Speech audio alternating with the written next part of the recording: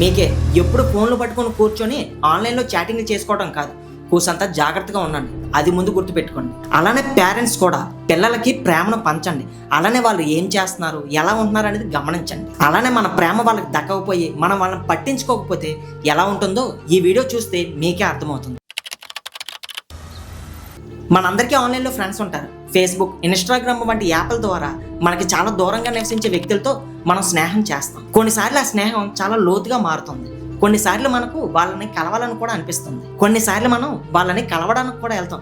అయితే ఇదే విషయం కొరియాకి చెందిన 14 ఏళ్ల అమ్మాయి విషయంలో కూడా జరిగింది. ఆమె తన ఆన్లైన్ ఫ్రెండ్ని కలవడానికి నేరుగా తన ఇంటికి వెళ్ళింది. కానీ ఆమె తన జీవితంలోనే చేసిన అతిపెద్ద తప్పు అవుతుందని ఆమెకి తెలియదు. ఎందుకంటే కేవలం ఈ ఒక్క తప్పు కారణంగా తన జీవితం ఒక్కసారిగా నరకంగా మారిపోయింది. 피해 여학생들은 정신적인 고통을 이기지 못해 자살을 기도하거나 육체적 후유증으로 산부인과 치료를 받고 있습니다.